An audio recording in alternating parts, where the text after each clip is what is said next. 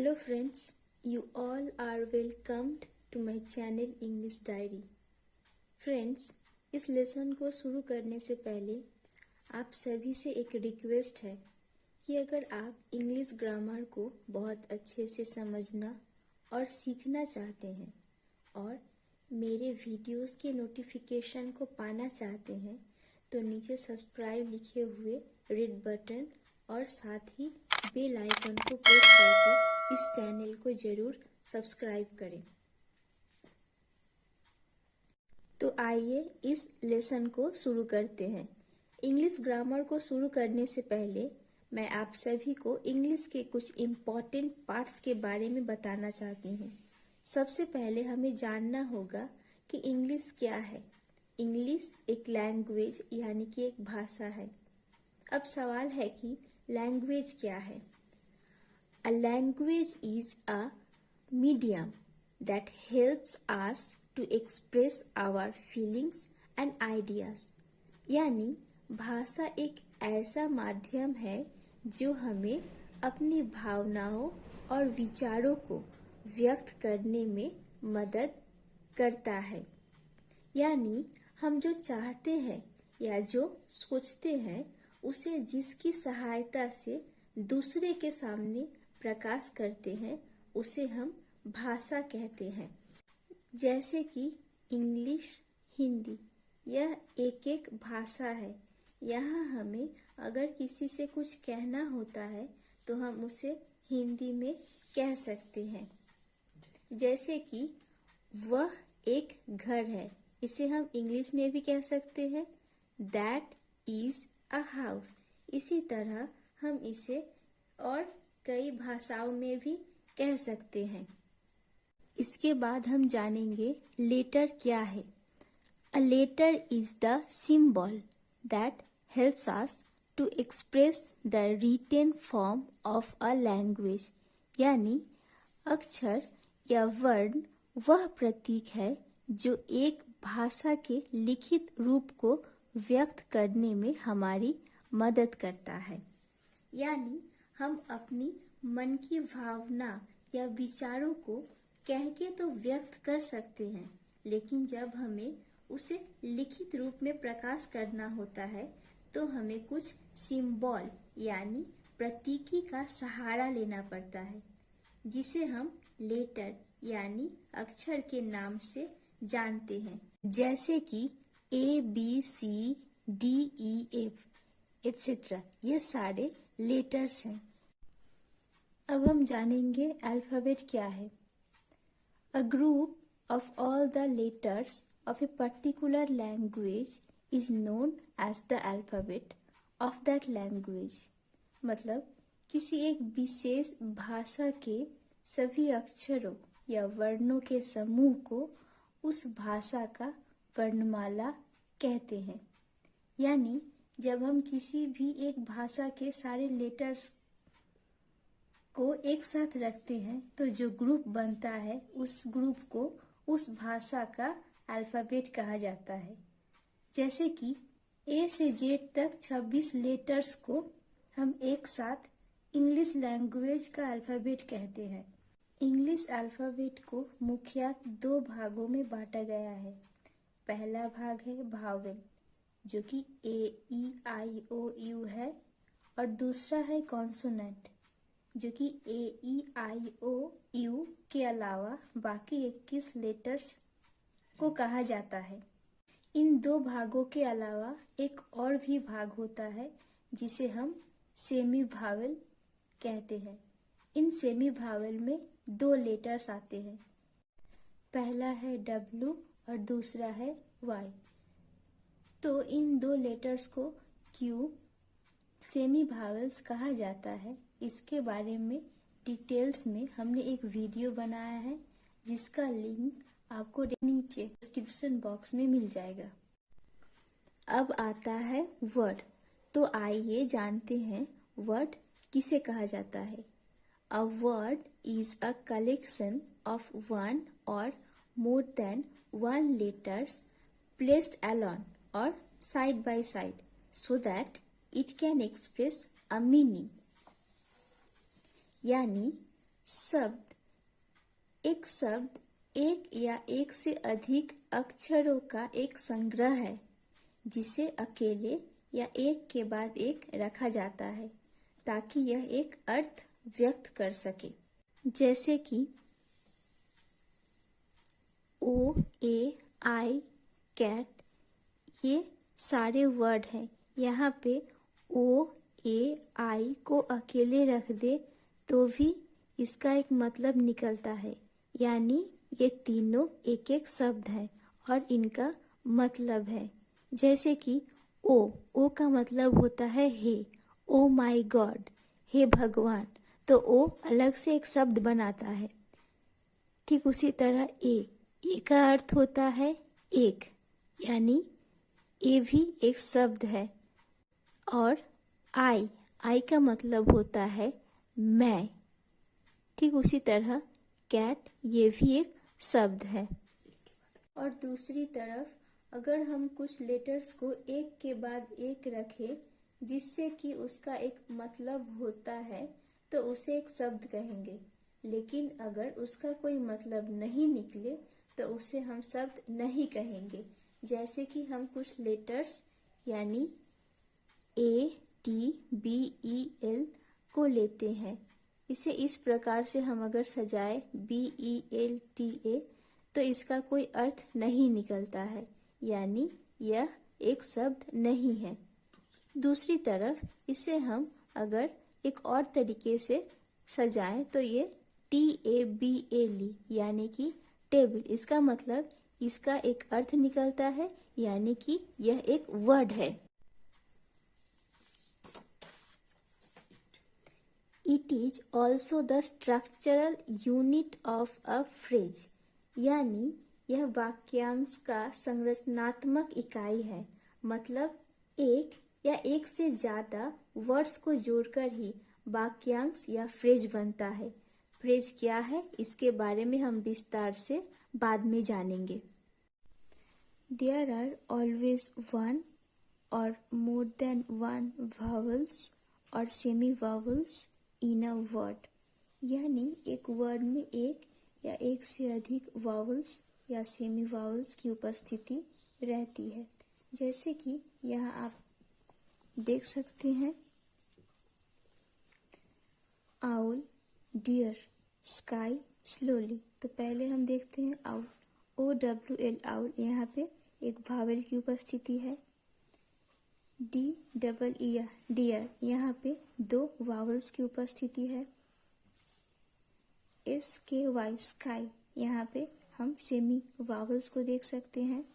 इसके बाद और एक वर्ड SLOWLY स्लोली, यहाँ पे हम देख सकते हैं एक भावेल और दो सेमी भावेल्स की उपस्थिति आ रही है। लेकिन कुछ विशेष किस्म के वर्ड्स में वावल्स या सेमी वावल्स में से कोई भी उपस्थित नहीं होता है। यह विशेष वर्ड्स को ओनोमैटोपिया और एब्रिविएशन के अंतर्गत लाया जाता है। तो पहले समझते हैं कि ओनोमैटोपिया क्या है।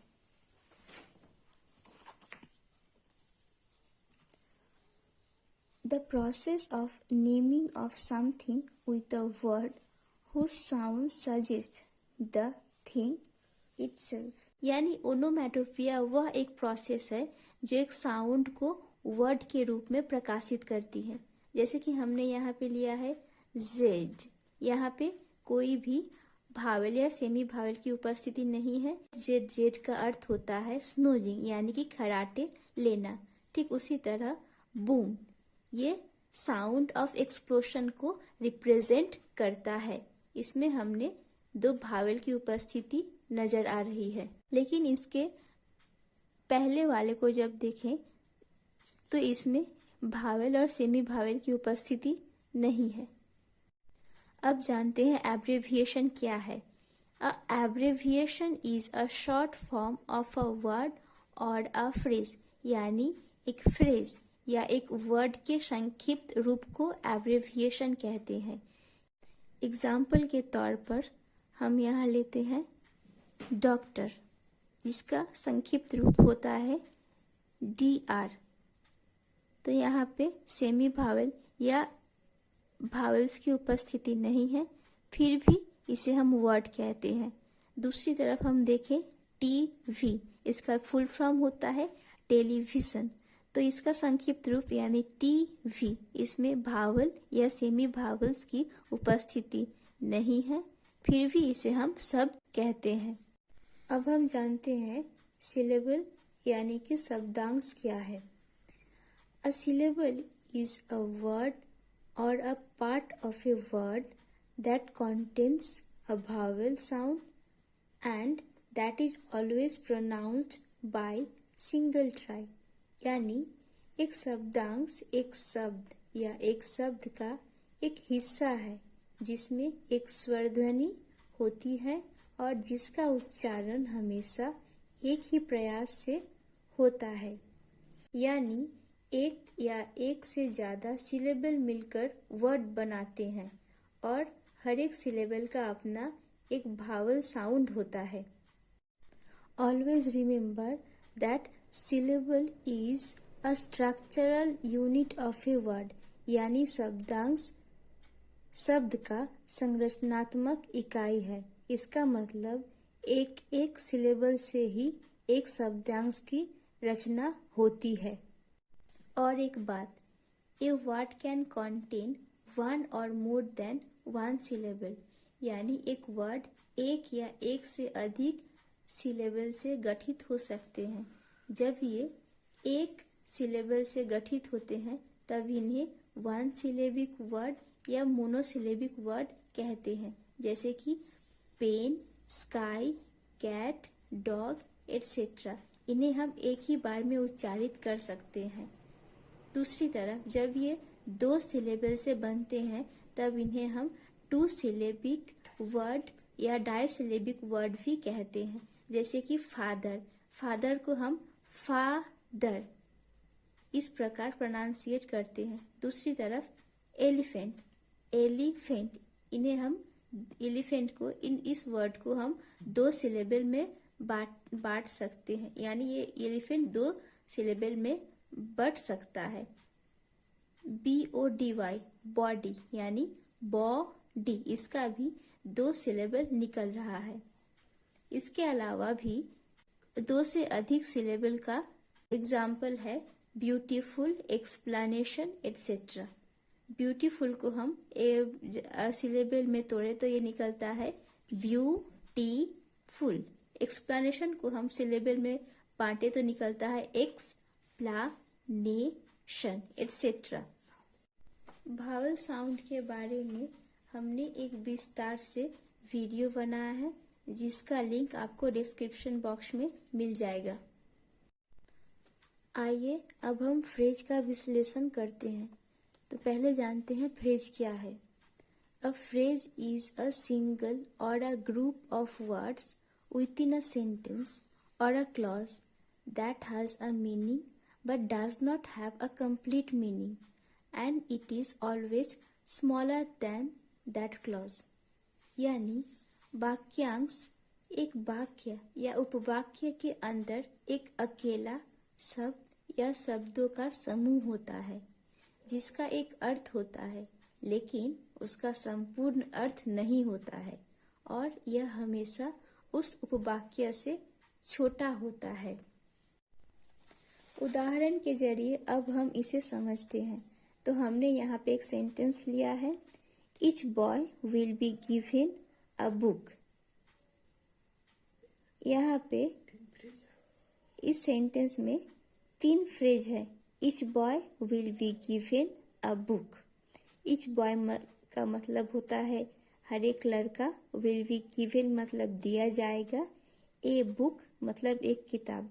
यहाँ पे इसका अलग अलग अर्थ निकल रहा है लेकिन यह संपूर्ण अर्थ नहीं बता पा रहे हैं। It is also a structural unit of a clause, यानी वाक्यांश उपवाक्य का संरचनात्मक इकाई है, यानी एक एक वाक्यांश को मिलाकर ही एक उपवाक्य का गठन होता है। अब हम जानेंगे क्लॉज क्या है? ए clause is a part of a large sentence and it contains a subject and a finite verb. Also, it has a dependent or independent complete meaning. यानी उपवाक्य एक बड़े वाक्य का एक भाग होता है और इसमें एक कर्ता और एक परिमित क्रिया भी होती है और इसका एक स्वतंत्र या आश्रित अर्थ होता है। उदाहरण के जरिए हम समझे तो I knew that he would come. यहाँ पे आई न्यू एक क्लॉज है, दैट ही वुड कम ये भी एक क्लॉज है। It is also a structural unit of a sentence. उपवाक्य वाक्य का संरचनात्मक इकाई है। क्लॉज के बारे में हम दूसरे लेसन में विस्तार से जानेंगे। अब हम जानेंगे सेंटेंस क्या है। A sentence is an arrangement of a group of words placed together in A definite order so that it can express a complete and meaningful sense। मतलब एक वाक्य एक निश्चित क्रम में एक साथ रखे गए शब्दों के समूह की व्यवस्था है ताकि यह एक पूर्ण और सार्थक अर्थ व्यक्त कर सके। उदाहरण के जरिए the sun rises in the east यह एक सेंटेंस का उदाहरण है।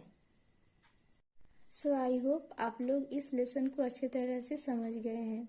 सो थैंक यू फ्रेंड्स इस वीडियो को पूरा देखने के लिए। अगर आपको ये वीडियो पसंद आए तो इसे लाइक कमेंट शेयर ज़रूर करें और जाने से पहले इस चैनल को ज़रूर सब्सक्राइब करें। तो मिलते हैं अगले वीडियो में।